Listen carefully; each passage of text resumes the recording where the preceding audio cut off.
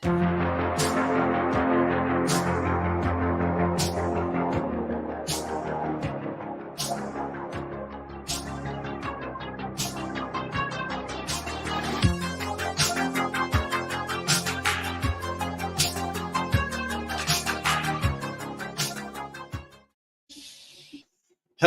and welcome to Contramundum. I'm your host, Andrew Isker, and with me is the other host, the inestimable CJ Engel. Hello, CJ.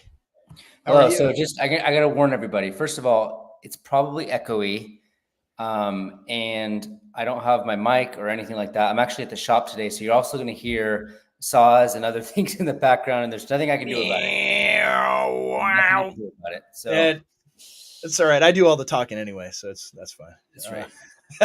Yeah. But today we are talking about Donald Trump's speech at the RNC yesterday, and we'll also talk about the selection of Senator J.D. Vance as the VP candidate, as well as recapping some of the weirdness that has to do with the assassination attempt. So first things first, CJ, what did you think of Donald Trump's speech yesterday? You fell asleep during it, right? Yeah. First of all, nothing ever happens. That's my big thing. Is everyone's excited about it, but it's no, it's interesting. I was actually disappointed in it. I don't like not to be the contrary guy, but of course you were. I mean, like at the end of the day, like I keep saying that it's not about Trump, it's about vibes. First of all, it's also about shifting the window. It's about getting our guys into power. It's about changing the narratives. I think one of the most interesting developments over the last week was J.D. Vance's speech and how he appealed to the same framework and talking points that we've been appealing to, which means that we're changing the framing of political problems. He's appealing to us because he knows that we are the ones that are reconstituting or reimagining the meaning of America and American society. That's what's important right here. I think Trump's whole thing about like making it the greatest economy and all that kind of stuff, it's all like Trump was really bad on a lot of these things while he was in office. Like his economy wasn't good. Like the inflation that we're seeing now was a result of his policies. So like not to like doom pill everybody, but it's just important to remember that like it's not about Trump. It's not even about his policies. It's about shifting the narrative so that 10 years from now we can cash in on the work that we're making, that we're putting out today. So that's my overall take on Trump and stuff like that. Like it's typical Trump. Like nothing was surprising. I think he was a little bit more somber. I actually think he should have been a little bit more. I mean, so this is one of I have like I'm of two minds on this. Like on one hand, I think he should have been a lot more confrontational to the left. That's one thing. But also, like if he plays into this and like justifies his agenda, his like confrontational agenda with a spirit of unity, sort of like in a Machiavellian sense, that would be great. Unfortunately, I don't think he's going to be able to do that. Like he's going to have to really make some significant personnel changes this round compared to last round, and I hope he's willing to do that, but I don't know yet. Yeah, I think on the tone shift in Trump, I'm of a similar mind as you are, CJ, in that, right? Obviously, I want him to go on the offensive and attack, right? Of course I do. But I think the framing really matters. And I think the goal from a political standpoint was to capitalize in the most effective way over what they did to him this weekend. Right. And so did he do that? I think I'm going to have, this is great because we usually always just agree on everything and it ends up being a boring show. I disagree. I disagree with you. I think he did. And here's why. I think he did because, right, if he goes on the offensive and attacks, he plays into their framing that they have set up, that the media has set up and the regime has set up, that he is this enemy, that he is this evil guy that's going to take over. Like they really wanted it to be, please everyone forgive me for making a Star Wars reference. But they really wanted it to be, the Emperor Palpatine speech after, he's attacked. I mean, maybe you guys saw that meme where it's like, this is Trump's speech at the RNC, right? This attempt at my life has left me deformed, right? They wanted it to be that, right? They wanted it to be very vengeful and angry, because then they can maintain that framing of, here's this great threat to democracy. Oh, we almost got Hitler too. We almost took him out, and now he's back at it, and even stronger. Right? They want that to be the frame. And so, from like an electoral politics standpoint, I think, yeah, pre Disney Star Wars. Yes, right. That's right. I wasn't going to reference the Mandalorian or something. But he, if they frame him as the enemy, as the bad guy, right? That's what they want. That's what they want, and this broadens his appeal. I think, if you talk to regular people, right? I was at breakfast this morning, and there were, sitting there having breakfast with some of my guys, and at the table next, and they're all decked out in their Trump stuff, right? They got the MAGA hats and the Never Surrender shirts on and everything else. And next to us is this table full of libs in our town, right? And even they are talking about, oh, it was a good speech, and it's horrible what happened to him, and everything. I think I might vote for him. Like, Biden is nearly dead. Like, I'm overhearing them say this stuff. I think it's very effective. Right? I think it's very effective from an electoral political perspective. That's what But they want, because Trump's the elite. Trump's the elite choice. I know you're going to run with it. I don't think so. I think that was conclusively, unless you really have several layers of tinfoil on. So there's multiple like elite factions, right? So like, of course, I think the Democratic establishment sort of let the BLM left get out of their hands a little bit, and so they're trying to rein that in.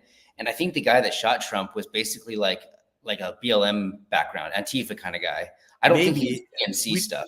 We don't know anything about. I know, all right. Yeah. Like, look at. Look, I don't know what he was, who he was, or who he was connected to. He was so here's what's happening. He's part of the he's part of like the Davenant, not the Davenant. He's part of the Davos group, internationalist, globalist, Schwab type. I mean, being in a BlackRock ad, that was a little weird. That's what I'm saying. So that's part of that far left thing, but which is different than the Wall Street guys. The Wall Street guys have their clause in the two-party system as well. So I think Jamie Dimon likes Trump. Yeah. Yes. And Trump's saying he needs to be the Treasury Secretary. Yeah. Yes. And that's been, it's a Wall Street versus Davos group war. That's what's going on. Yeah, I think so. I think you're right. I mean, there's a faction of the elite, especially among the Silicon Valley elite.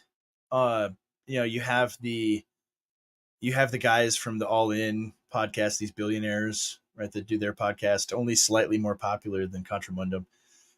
They're all in on Trump now. When in the past, I think they voted for Biden, or many of them did. Elon Musk, after the attempt, said he is going to donate $45 million a month to one of Trump's PACs. Like, there is now a big money advantage that Trump has, because, right, these Silicon Valley guys are for him. I mean, I just before we went on, I saw the video of Mark Zuckerberg saying he's done interfering with politics. Right, did that in the past. He's done now, and he thought. Oh, really? I didn't see that. What did he say? Yeah, he said, I'm not going to endorse any candidates this time around, or do any donate or any of that.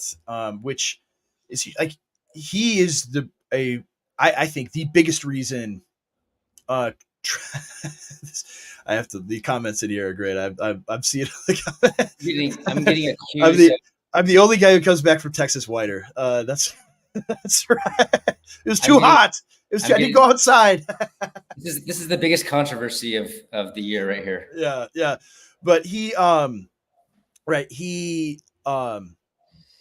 worst thing about doing live streams is, like, it derails my train of thought, which is very easy to do. These guys are clearly on his side, but Zuckerberg is, like, just taking him off the board is humongous, right? It's massive, because all the fortification, like you read the Time magazine article where they're bragging about the fortification in 2020, and he Mm-hmm. played a major role in all of that.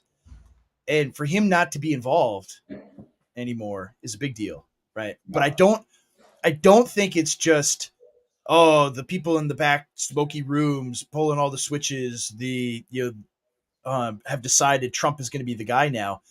I think it's more of a calculation that, right, this is, if not inevitable, it's very likely, and that Biden is an absolute failure, right, in objective terms. Like even they are able to see that, even if they're ideologically aligned with the Democratic Party and what they want to do, they realize in their own interests are being threatened by his administration's ineptitude.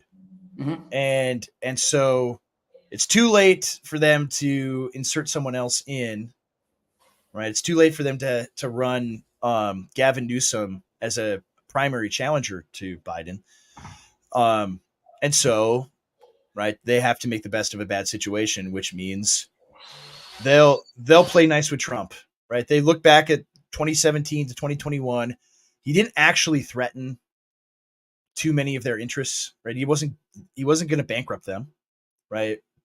Facebook wasn't going to go bankrupt because of Donald Trump, um, and so forth. Like, so I think they see those things, and especially the thing that is worrisome about this, right? That the money coming in from Silicon Valley is the H1B issue is not going to get resolved, because obviously there's a quid pro quo with, we support you, we give you all this money, And right? What remember, what do we get out of it?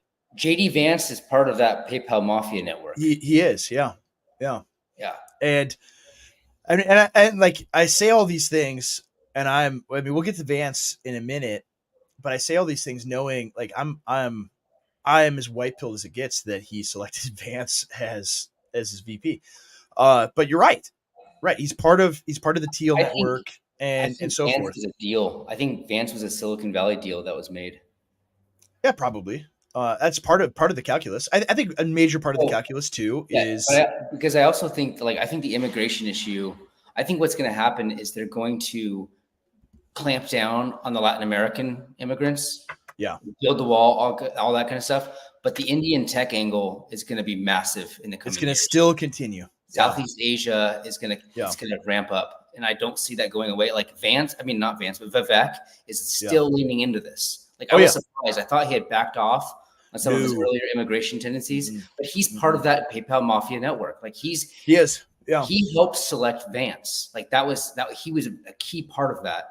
I'm really worried that, and we need to put like in very intense political pressure Yeah. on politics right now to shut that angle down. Yeah. This has to be the position of the right wing Yeah. during the next administration. No more, no more South Asians, stealing American jobs.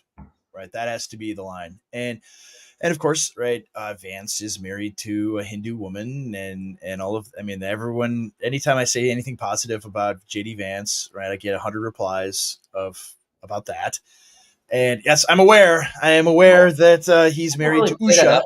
Like I don't really play. Here's why I don't play that up. Let's Yeah. say Vance had a coming to terms with the meaning of heritage America and some of those difficult things. What is he supposed to do? Divorce his wife? Yeah, exactly. I don't. Right.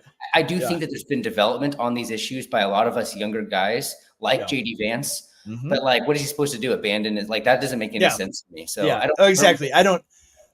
You're married to you. You fall in love with who you fall in love with. You're married to who you're married to. And if you like, we didn't come to this, realization about the heritage of America, what it means, and the Mhm. importance of it until like the last 5 or 6 years. And Yeah. so even if he's ahead of the curve from us by a few years, right? He's been married and has several kids at that Yeah. point. It's like, And oh, I'm that's supposed to hate my wife now? Like what? yeah. Yeah, That I mean, that's you stick by the person that you committed to, and I think yeah, that's great. So like, yeah, I don't really absolutely. play into that at all. No, it bothers me that people do, and at the same time though, like there is some loyalty there that he has to Mhm. her people, right? And we have to factor that into it as well, right? To that degree, I think people are right. Like, and on that issue, on the issue of H1Bs and mass migration, mass legal migration from India, right? We should be wary of that and push back, right? Absolutely, 100%. And like you see that a little bit with Trump and going on the podcast, the All In podcast, and saying, "Oh, we need to have green cards stapled to the back of diplomas." Right? I mean, it's a very clear concession that he's made to these guys, but at the same time, right? If I have to, I mean, politics is always right. We say this all the time, right? Politics is always a choice between, or not always, but almost always a choice between several bad options, Mm-hmm. right? And so if the best option on the table is we deport 20 million illegals and even legal residents, right? Because I don't know if you caught, like I don't think we can even say the term on YouTube of Operation Moist, backside from from from Eisenhower, right? That is Right. cool that Trump he referenced mentioned that. it. Yeah. He did reference it. And we're That's gonna do more than that, right? major signaling. I mean, deport. See, here's the power of Trump. Like, I'm Yeah. sort of underwhelmed by Trump as a candidate, but he's normalizing like mass deportation. That's Yeah. a big deal. There were signs at the convention saying mass deportation now. Right. Skippy likes my phrasing. Uh, Moist backside. It sounded worse. Yeah, it did. Um, and so anyway, like if we get that, and that's the best we can get at this point, right? I will take that because the mass demographic change that is plotted out and planned over decades and is being facilitated now, that is the thing that you cannot come back from, right? That is a thing that you can not ever come back from in a nation, right? It destroys it. You can, like, the Soviet Union can reign for 80 years and Russia can come back from that. Mhm. But, right, totally transforming the population of a nation, right? You've changed the nation. It's not the same nation anymore. Yeah. And, I mean, and Paul so, Gottfried, yeah, we talked about this with him when we were in Texas together. yeah, And he just brought up the fact that like the cultural liquidation that's going on in the Western world and in Western Germany and in the United States is much mm-hmm, more like significant and like rooted. It's much more yeah, fundamental than what the communists did because yeah. they basically had a gun to their head and they had to give up their entire way of life, but they were not restructured at an identitarian level. And that's what They were looted by the they Soviets. were looted. Yeah. Yeah. And people lost their material well being, but they didn't lose their heritage deep Yeah, down. and that's why the AfD is huge in East Germany, Right. but where the Bundesrepublik reigned, like their entire way, the soul of Germany was taken away from them Mhm. by the Americans. This comment, I don't know if you caught this in the speech. Yeah. I wanted to get to this. This is a good question, right? What do you guys from Brushingworth? All right, what do you guys think about Trump's comments on Bukele? Um, Yeah. Go It's, ahead. I don't know. It's hard to tell if that was like well thought out. It seemed really random and arbitrary. I don't know why he would say that. I mean, this is the thing. Like, okay, first of all, do you think some of these people from Latin America, El Salvador, are coming here that as a result of his war on crime down there? I think that's possible. Absolutely, they are. I don't think you Of should. course, they are. I don't think you should counter signal those who are standing up to like universalist liberalism. It seems like that would be a much more natural ally and something to lean into if you want to appeal to your right wing base in America. Maybe. Um, I will give. I mean, maybe Trump is making a mistake. That's very possible. He has made mistakes in the past.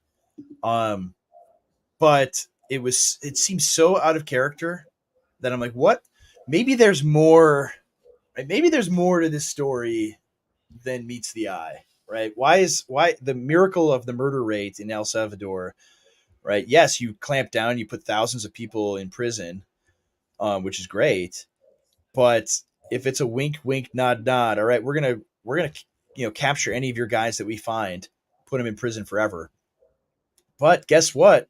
There's a country, very wealthy country, just a few thousand miles to our north, that you can all run to and flee to and get you can go anywhere you want, America, but you can't stay here, right? If that's how he did it, Mm-hmm. right? Then that's a problem for America, right? We Mm-hmm. like See, Bukele's awesome. I wish we had a Bukele in America, well, the thing but is that Bukele's number one priority is El Salvador. yeah, That's his number one priority. So he's acting like an El Salvadoran first politician, and I yeah. don't blame him for that. And But Trump himself said that. I don't believe I would do the same thing if I yeah, was him, right? And so I don't even think it's necessarily so much of an attack. It's yeah, more so, right? The things that he's done that people don't realize is it's come at the expense of America. yeah, It's come at the expense of our people, and we should factor that into the whole equation, right? We could still like him and realize our country's getting the raw end of the deal because the narco pagan terrorists, butchers are coming here, yeah. right? That's bad. So I don't know. Maybe I'm just sipping the Trump Kool-Aid, but I You are I too get it. white pilled, man. Maybe I am, but like I get it. I get why you would say that, Yeah, right? I get why because well, America first, not El Salvador first, America first, right? Even if he isn't out, and these are big boys, right? They can have disagreements in public and hash it out, yeah. right? And so that's my thoughts on it. I didn't lose my mind over it too much, right? Mhm, It's not that big a deal. And mhm. I think it is a natural ally. I mean, the one that he the one natural ally that he did speak highly of was Viktor Orban in the speech. Okay, so I missed that. Yeah. What did he say? Oh, he said he was talking to Viktor Orban and Well, that's uh, good. basically that all of the and he's under tremendous pressure from the EU, of course. But Orban said none of the things that have happened over the last 4 years would ever have happened with Trump as president, which I think is demonstrably true. And he spoke well of him, and it was a very brief moment that he said this, but that was nice to hear a shout out of Orban as well. Yeah. Um, These are internet. These are like signaling. That's what he's doing here. Is he's yeah, signaling relationships and allied yeah. agendas and that kind of thing too. So those are good. Did he mention Russia and Ukraine at all?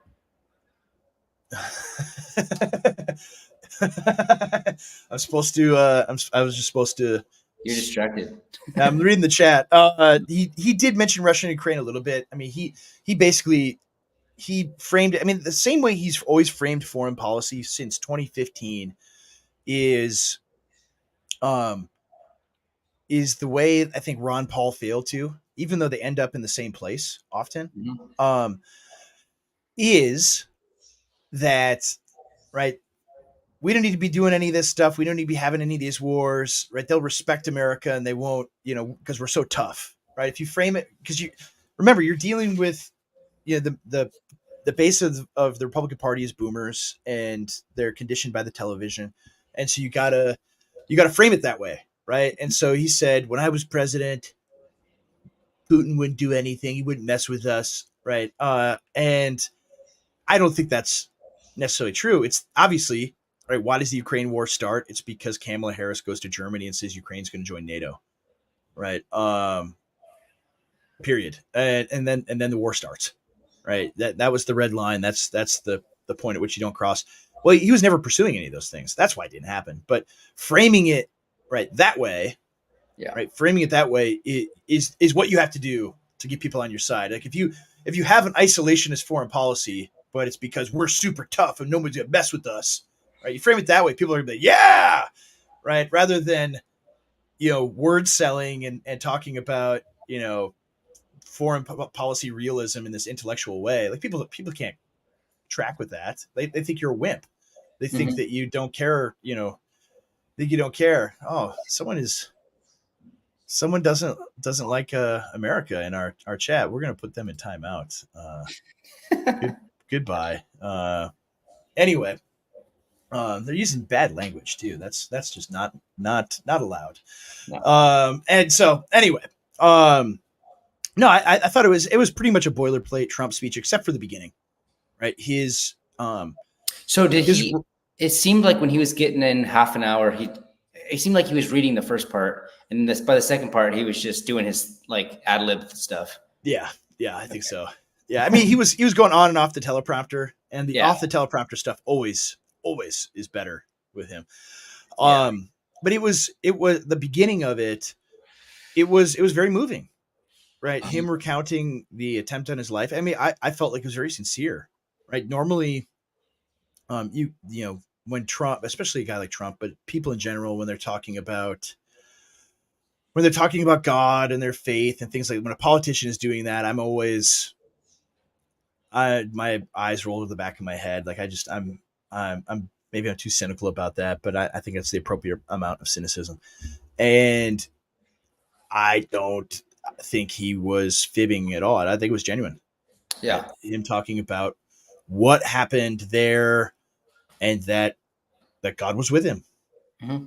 Right? He had, if there ever was going to be a moment, where a man like Donald Trump, this massive ego, right? Which, I mean, we love. I'd love it. Uh, there ever was going to be a moment where a man like that would come face to face with the fact that God is God and he is not. Mm-hmm. It'd be a moment like that. Mm-hmm. And where he just grabs him and it's like, no, I'm real and you're going to do what I say. Like that would be it. Right. That would be it. I think that is genuine, what has happened to him, for sure. So you should be praying So for him. I guess the most exciting part of the various speeches were the people counter signaling it.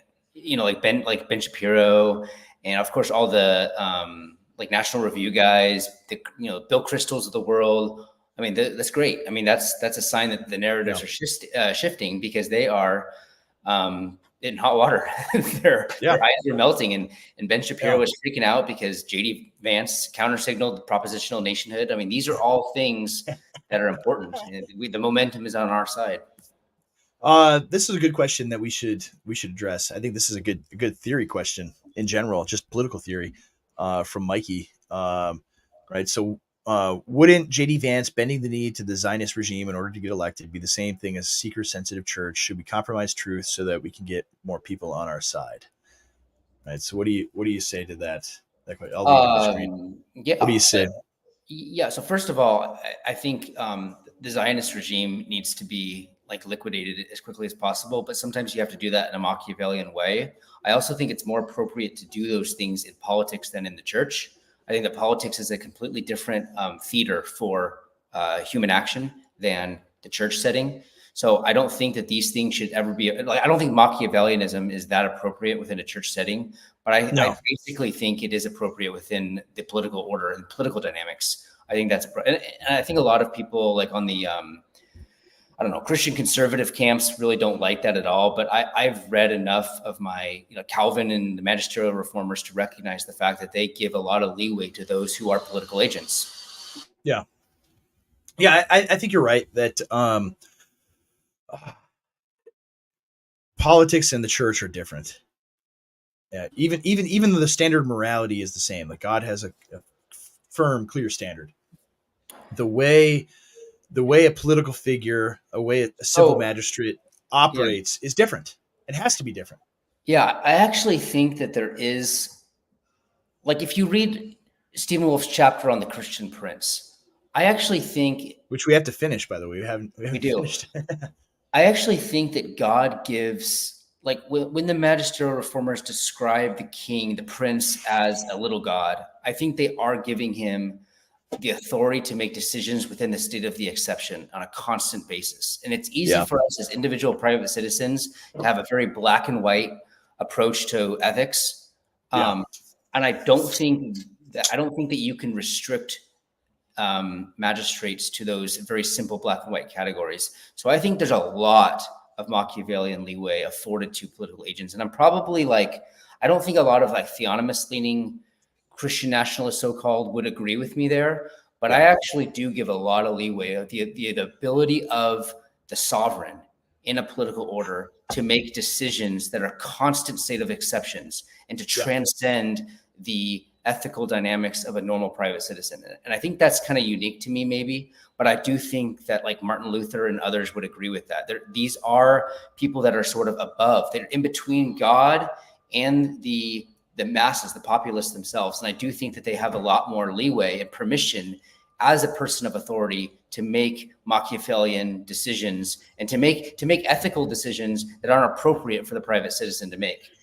Yeah. For instance, here's a biblical example, right? David is forced to flee to Gath, right? Flee to the Philistines, um, away from Saul. And he goes to the Philistines, the enemy of Israel, and pledges fealty to them and to serve them, to use his and his men's martial skills in their service. And they send him out to go make war against Israel, and he lies and doesn't, right? He makes war against all the other enemies of Israel and comes back and brings the spoil, and they kill everybody, right? So that nobody can spill the beans.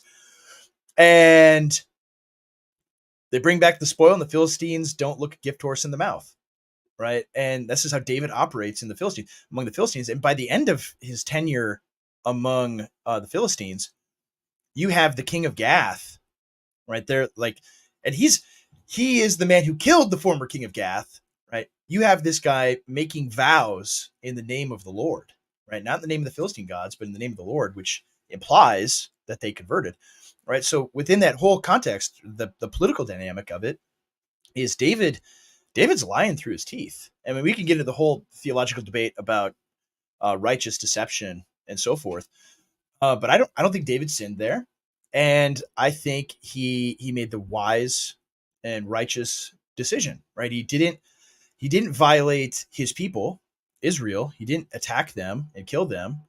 Um, but he also served the king that he was under in this very shrewd Machiavellian way. And I think we should look at Christian princes in that very same Yeah. way. This is just another way of saying that politics is particularistic. There's no blueprint of absolute guidelines for Yeah. all situations that come up, all contexts that arise. So this is like, you know how Jacob Brenton's always calling us relativists? Like my position as a particularist is like literally the anti like object like Ayn Randianism. It's like the ultimate particularism. Every Yeah. situation is different. Our enemies are different. Our enemies are using different tools based on the given year. Our allies are different and they're ever changing. And therefore the things that are good for us in our present moment are not good for us 100 years ago. And like that's the role of the sovereign. That's the role of the political actor Mhm. within a society, is to make those decisions on behalf of the entire political order. And these decisions transcend, basic private ethical guidelines. They really, I mean, that's a Yeah. position that I hold. Not everyone who is within our circles has to hold that, but that's something that I'm very much convinced of. Yeah. And to that end, I'll answer this one. What are your thoughts on Russell? What's his last name? I can't remember. The abolitionist rising guy. Made some comments. Made a video, I think, talking about just abortion politics and so forth. And he had a quote of R.C. Sproul saying he would never vote for a candidate that was pro-abortion, right? And so I mean, my comments. I'll let you answer this too, CJ, as well. But I'm planning on writing something maybe for American Reformer in the next week or two, because it's an important issue that we have to think through. And I mean, just stating it bluntly from the get go, my position. I think this is your position as well, CJ, is that I want abortion to be eradicated in America entirely, right? All forms, all of it has to end. A baby is a human being in its mother's womb from the point of conception. That's a human person, and killing that is murder, and so it must end. And it is a great sin and crime against God, great rebellion against God that cries out to heaven for vengeance. Totally. So I'm totally with the abolitionist folks uh, in our stated goals, right? Exact same goal, but that's my goal too. Um, the issue and where the debate is right. We're at point A, which is we don't have that. Right? Not only do we not have that, we live in a country that is uh, where political power, the way it is gained, is through many different means. One of the main one is electoral process, right? And you have a population that loves killing babies, and so right, how do you acquire political power to do that in a country that loves killing babies? Right, that's the conundrum that's before us, and many people think, well, we just need to have a revival, right? We need to have in political terms, we need to have populism, right? We just need to have the spiritual revival, and that will be the thing that will bring it about. Right? God will miraculously change everyone's hearts, which is possible, right? I'm not discounting that, but in ordinary political terms, right? How is culture determined? Right? Who determines culture? It's through political power. It's through elites guide the course of the direction a culture is going to go. Like, why? How did our country change from 1973 till now, where everybody, right, the vast, overwhelming majority of Americans, conservative, liberal, insane Marxoids, believes that there has to be at least some baby murder, right? That's the position the majority of our country holds, maybe 80-90% of it. Well, it's through power. It's through making it legal for 50 years, and you build the economic and social structure around it. And so Yep. now there's no way around it, right? Mm-hmm. Other than seizing power through whatever means and dismantling that. And that is a very long term plan and strategy. And it takes a lot of wisdom in navigating that. I mean, as far as R.C. Sproul's comments in particular, right, he made them while Roe versus Wade was the law. And I think pro life politics during Roe versus Wade was, it was really easy because that's the singular goal: abolish Roe versus Wade, and then instantly, poof, right, abortion is gone. And of course, that wasn't the case. And you have the added element of the entire Republican Party would give you lip service, right? They'd tell you everything. Oh, I'm totally pro-life. Life begins at conception, so on and so forth. And they knew they could say those things because that wasn't at issue in any election whatsoever. No one on the left or the right thought anything was going to change. So it really didn't matter. It was a fundraising mechanism for them. And the issue then is now post Roe, now it's on the table, and it turns out abolishing abortion is, other than in local and state elections, extremely unpopular. And so how do we navigate politics that way when our segment of the electorate that has the views that we have is very tiny, right? How do we operate politically with that understanding, right? Would, if RC was alive today, right, how would he think about that? Right? Would he think different? I think he would. I don't know Mm-hmm. for sure, but I think he would understand that the people that think like we do is, we are a very tiny minority, and Mm-hmm. you have to, when you are a minority, it's one thing, right? I would be right there with all the abolitionist guys if 45% of the country thought exactly like we do and want this over now, right? Then you just need to push the margins a few more percent. But we are a tiny minority now. And so, how do you operate politically as a tiny minority seeking to pursue monumental cultural change in a sick, twisted, disgusting society? Yeah, Right? so this is going to make me sound like a libertarian, but I actually do think there's a role for state level initiatives here. Like, I really do think that there is a much better Absolutely. chance for Oklahoma to literally ban it than it is to expend political bandwidth at the federal level. Like, so I don't completely discount Vance's answer to that. I'm open to federal action as the opportunity arises, but I think that a lot more resources should be going into the state level. And in setting precedents at the state level for this kind of stuff will also set us up for other victories later on, like immigration. Yeah. So if we can make decisions at the state level and expend local resources to take care of business within our own communities, I think it'll set us up for future successes. Yeah. I think so. I think you have to have bulwarks in geographical areas where these things can be done. You can solidify power and so forth. Yeah, no, I don't think it makes you sound like a libertarian. I think that's just political realism, right? We need to accomplish these ends in the places we actually can, right? And not expect that the GOP is going to pursue a nationwide abortion ban when they know we know. I mean, anyone who is not, I don't even think necessarily the abolitionist, right? The most strident abolitionists believe that that would be a winning, like politically winning thing. I think they know that it's not. Uh, we we would much rather just lose power, have the country destroyed, so we can maintain and pursue the righteous course publicly, and have a tiny minority that's pursuing it. And that's certainly a strategy, but there are other concerns beyond abortion, right?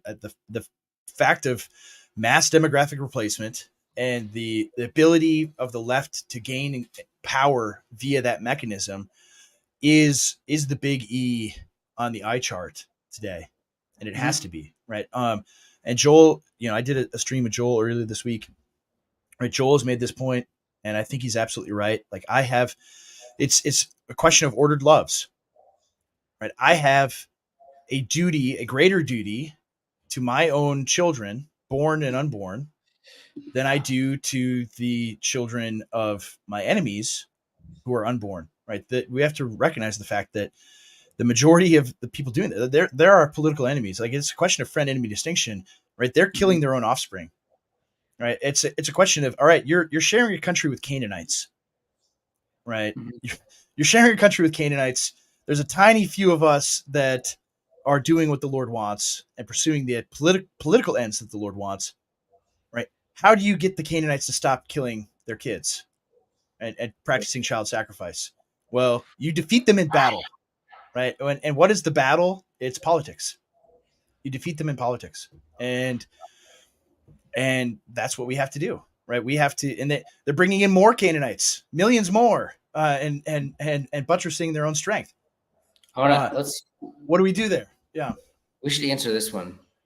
Um, for me, I think the biggest limiting factor is using like gospel categories, yeah, spreading the gospel, or like our unity in Christ, or the fact that there's no Jew or Gentile. All of these gospel kingdom related categories, and imputing them to political kingdom categories. I think that's one of the absolutely. biggest limiting factor. That's the culture of political pietism that's subsumed the Western evangelical political Yeah, ethos.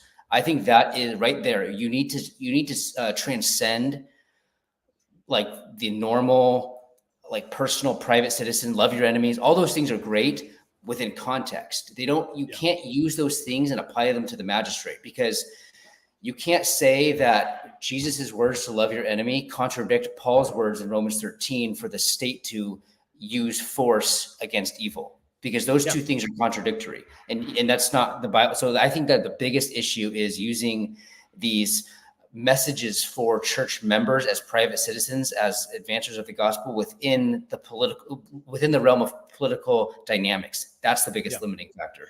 100%, 100% true. Yeah, I preached on Galatians 3:28 down in Austin and area at Joel's church, and that's the point I made. Like, that passage is about the kingdom of God, right? That passage is about access to the covenant, access to the inheritance that God has given his people. It's not, it is not a statement on sociology, right? Yeah, It's not it's a right there in statement. the text. For all Yeah, those who are united in Christ, this is true of you. yeah, Like the yeah, entire world. I mean, are we universalists? Everybody's united with Christ? No. So, like, yeah. you have to, I mean, it's so simple. This is basic stuff. It's so basic, only a seminary grad could not get it. Exactly. Exactly right, man. It, the hardest thing is that people take those things, they hear those things, and they assume we have to operate in within those terms politically, and it destroys any will for any political action, right? If you say we need to have mass deportations now, right? What do they say? There's no Jew or Greek. There's no such thing as Right. an American. There's no Exactly. Yeah. such thing as a heritage American. What are you talking about? You must be a racist. And it's like, no, I care about my country. Actually, I want to have a country. I want my children to have a country. My great great grandparents handed me this country, and these people want to destroy it. That's the issue here. And so yeah, they do these Jesus jukes all the time, and it is infuriating. I mean, this is I mean, most of the people in the chat are probably blocked by him on Twitter by now, but this is Owen Strachan's whole Twitter account, right? Any political issue except for Israel, right? Like destroy Hamas, right? Israel's allowed to practice Romans 13. I know, yeah. But not the right in Yeah. America, right? Not the right. This is a great one. I think we can get Dusty Devers to give a boot camp for Christian men whom would honor the Lord in politics. That's a wonderful idea. I think he should do that. I think he should. We should talk to him about that. That would be phenomenal, especially at the state level, right? It is, those are $100 bills lying on the ground for us to pick up. My my local state legislature election, I thought about maybe running. It's open this year, but I have other things going on that I cannot do. But like, it's right there for so many guys to do. All you and you don't have to be, you don't have to have a big name. You don't have to have a ton of money or any of these things. All you got to do is knock on people's doors, right? If you have the ability to have time off of work, which is a big thing, but if you have the stability financially to be able to take some time off, or just go in the evenings and on weekends and knock on people's doors when they're home anyway, and spend that time and the will to do it, right? That's what we should be doing, right? We should have, right? Yeah. Well, the idolization of Dusty Devers is a concern. Well, I mean, maybe he's an example of what we should have, thousands of guys like Dusty.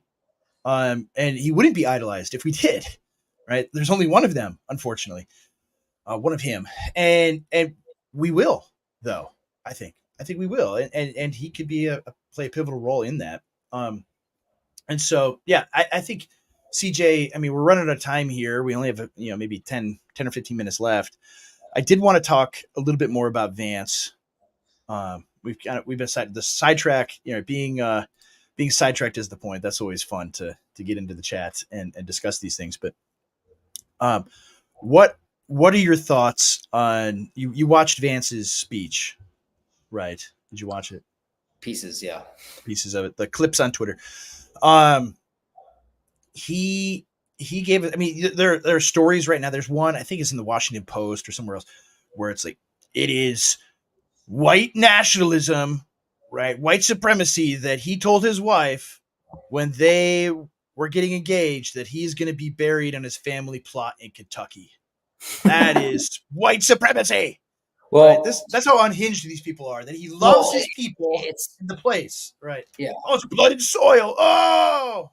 Have you seen that that big chart of like a guide to whiteness? Like, what is whiteness? And it includes things like, the desire for inheritance and good manners and private property, like all these things. Have you seen that? I'll have to send it to you. But yeah, I've seen it. Yeah. When you read things like this, you realize what I've been saying, what we've both been saying for a long time. And that's like, whiteness is just a proxy for our way of life and our culture. Yeah. So because the left doesn't think like that. They don't think in terms of, I want to be buried where I don't want to be buried where my ancestors are, or I want my children to be buried next to me. I want to have a plot that my grandchildren can fill in with me. That's what I want. Like, that to them is like the ultimate repudiation of rootless cosmopolitan liberalism. And they hate that. That's everything that they stand against. So it is kind of like it's not like white supremacy in the sense that it's like, skin focused, because that's ridiculous and ludicrous, but it is Western civilizational hegemony that Vance is articulating there. And I think that's good. It's not something that that the third world thinks about at all. That's not something that the third world thinks about. And therefore, I'm proud of my country, and I don't want the third worldization to take place. Yeah, I mean, it is like, you have this like Trudell brings this up, like being on time is it's not showing up. Can you see that? Yeah, I can see that. Oh, no, but it is. Being on time. It's white supremacy. It's white Being on supremacy to time demand is, people being on time. yeah, but it is like that. That's the Western way. That's why we're superior. That's why our culture is Yes, better than a place yes, where nobody shows up on time, right? Would yeah. you This rather is have that? Right? being on time is not a universal thing.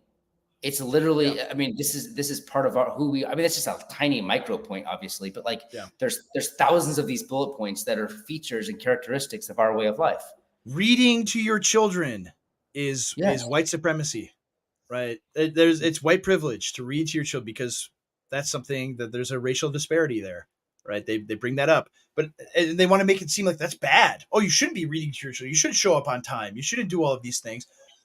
And that is, I mean, all of these things. Once you see that they hate our culture, they hate us, Well, they hate what it our is, every part of our way of life.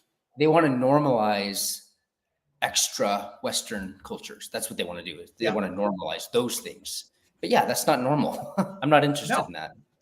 no, and it's No. like I don't care what color you are or where you came from, right? If you're here, you say you're going to be here at 10 o'clock, right? You show up on time, Mhm. right? That's the way we do things here, right? If you don't like it, go back to somewhere else, Yeah. right? This is America, right? We Exactly. Yes. we read to our kids and we show up on time, right? But that's what they. I mean, that the animating force behind the left is a hatred of every aspect of our way of life, down to something as seemingly trivial as that.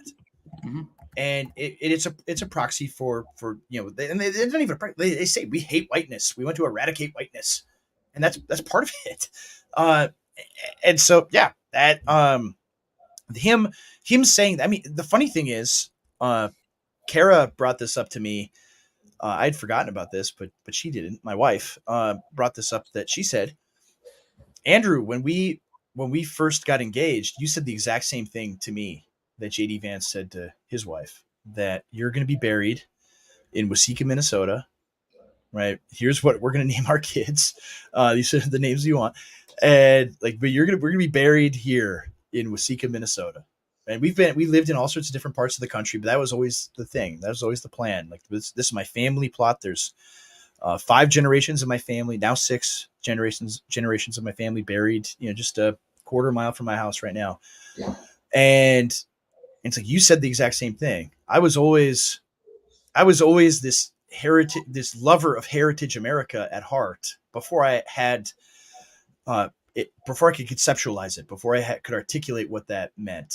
Right, that was Right. always there. That I loved my place, right? This particular place and people, I Mhm. love it. Uh, Mhm. and Vance clearly does as well. The stories that he talks about, and people are like, oh, he's a sellout. He lived in San Francisco, and he worked for venture capital and left all those people, and he talked bad about them in his book. It's like, he wasn't talking bad about them. He was describing objectively the problems and how hard it is, and the poverty and the social destruction in among his people. And he's not talking bad about them. I mean, yeah, I guess it is talking bad in a sense when you're showing the problems that people have. But he's talking about it from a standpoint of love. That he doesn't want that for these people, right? And he's fortunate that God blessed him immensely to be able to go to Yale Law School and build a network and have these connections to succeed in the way that he has. And he says this openly. Other people didn't have the advantages I was blessed with, Mhm. and I see the devastation of my people. Mhm. So I can't help but, like, just, I mean, maybe I'm getting played, man, but I eat Yeah, that stuff up. yeah. It's just important for people to remember. Like, I think the framing of our political problems is changing in the right direction. But Yes. it's very important to remember that Bill Clinton was spreading NATO narratives around Europe, expanding the military interventionism, and Bush ran on an anti-nation building agenda to try to counteract Yeah. the internationalism of Bill Clinton. And then George Bush wound up creating an even worse situation around the world. So you have to realize that there are political incentives structured into the dynamics Mhm. that can undermine any reframing of things. Don't trust politicians that keep the Yeah. momentum going in our favor, because this is a 20-year, 30-year time horizon. This is not a 4 year Easily. thing. No, it absolutely, you're absolutely right. And I think it is unquestionably white pilling to hear him talk in these terms, Mhm. right? To hear him speak in these terms, to reject propositional nationhood, right? Yeah. Could you have imagined, right? Yeah, almost as tan as Trump, CJ. Could you have imagined that type of language even 5 years ago, right? People, the vice presidential candidate of the Republican Party speaking in that way and saying America is a people. It's not an Yeah. idea. I guess at the end of the day, the biggest lesson here is that Pat Buchanan won. Yeah. I think he won. It's cool for him to see something like this, Yeah. I'm as glad well. he's still alive to see it. Yeah. Yeah, yeah. It's Buchananism, and it's here, and we're ready for it. So And this one from Landon, I on David Bonson's critique of Vance. I haven't heard it. I can imagine, knowing David Bonson what it hey, is. I gotta, Uh, I gotta, but I got to I get gotta, going here in a second too. I got a package. So let's wrap Oh, up and play the outro and all that because I have to open all this door. right. He's got a package. Package. What Very important. anything you want people to read? Any articles for Chronicles or interviews that you have for Chronicles coming up? I'm finally going to have my Heritage American essay. What is a Heritage American? What does that mean when I use that phrase? That'll be up on American Reformer next week. So I'll tweet that out. That's the one to look for. It'll be a simple piece. It's not going to be a 5,000 word piece, but it'll be a synthesized statement. What is Heritage America and what does it mean to be a Heritage American? So I'm excited to do that. It needs to be done. Absolutely does. And yeah, I hopefully will have a piece for American Reformer in the next week, Lord willing, and maybe some pieces in Chronicles too. We got to Yeah. talk to Paul Paul about that. Gottfried's been begging Andrew to write for Yeah, Chronicles. So yeah. I don't know why, but he wants me. So I'll take it. Absolutely. I love Paul. And until next week, unless something crazy happens, which it always could. Until next Friday, uh, you guys all stay very, very peacefully dangerous, and we will see you next time.